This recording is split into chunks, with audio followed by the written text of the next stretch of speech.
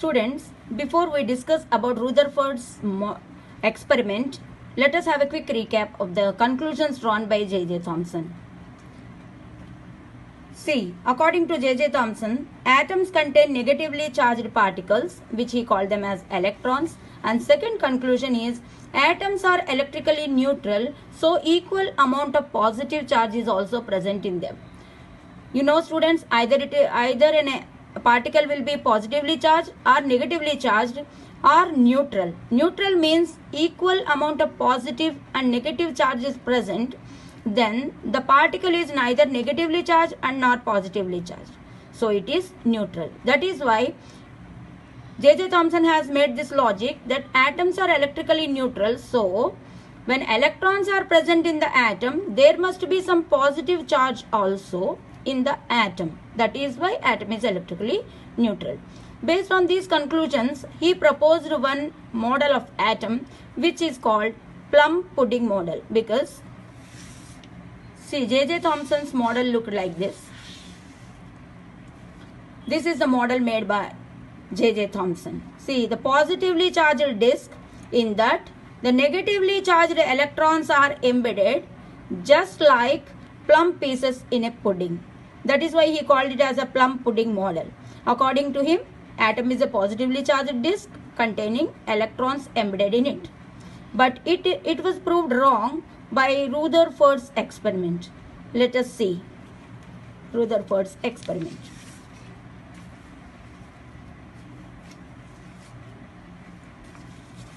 See, this is the arrangement made by Rutherford. See, he has kept a round fluorescent screen around a gold foil. The gold foil is placed in the center and it is the source of alpha rays. From here, the alpha rays are emitted and hit the gold foil. So, the gold foil was bombarded by the alpha rays emitting from the source, and after passing through the gold foil, they leave an impression on this screen. So, by the impressions, he will come to know after hitting the gold foil where the rays went. See this on this screen. That is why it is kept around the gold foil. Okay, students, and this is the experiment.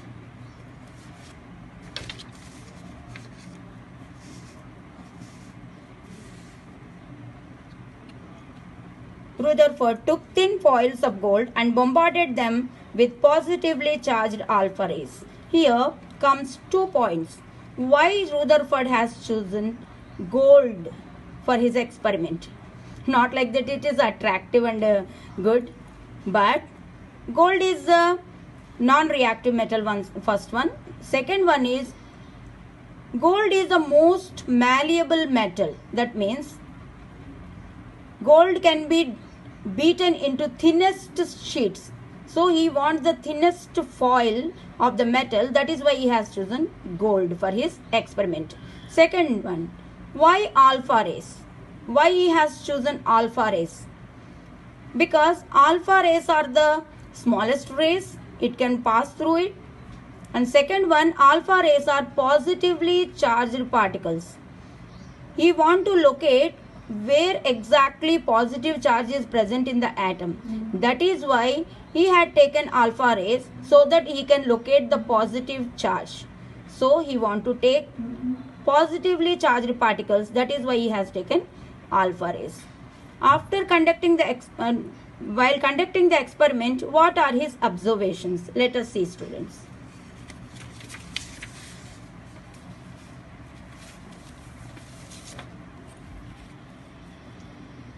This is the observation. See, when the alpha particles hit the gold foil, see how they went.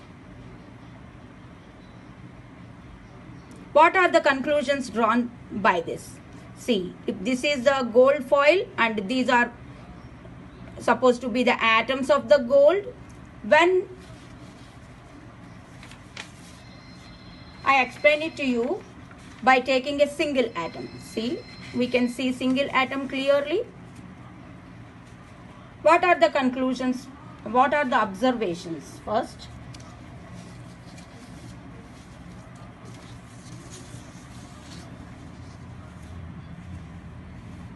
most of the alpha rays passed straight as if nothing is on their path. See, most of the alpha rays went straight, as if nothing is on their path. It seemed that nothing has hurdled their path. See, they went straight. Second one, some alpha rays bent with some angle as they came to the center. See, when they came to the center, they bent with large angles. Very few alpha rays rebounded, that is, they came to their original path. See students, very few rays went back, rebounded. See, by these observations, he came to some conclusions. What are the conclusions drawn by Rutherford? Let us see. See students, these are the observations made by Rutherford. Let us see what conclusions he has drawn based on these observations. First one, most of the alpha rays passed straight as if nothing is on their path, means without any deviation. So, based on this, he made this conclusion. Most of the atom is an empty space, because most of the alpha rays went without any deviation. He said that most of the atom is an empty space. Second one, some alpha rays bent with some angle as they came to the center. All of you know that alpha rays are positively charged particles. So, there must be a positive charge in the center. That is why you know that like charges repel each other. So, alpha rays didn't go to the center, but by reaching the center, they get deviated. That is why he made a conclusion that there must be a positive charge in the center. The positive charge is in the center, and he called that as nucleus.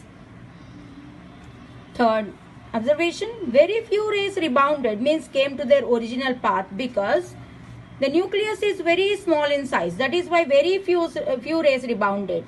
That is why he said nucleus is very small in size. These are the three conclusions made by Rutherford from his experiment. This is a very big fact that nucleus was discovered.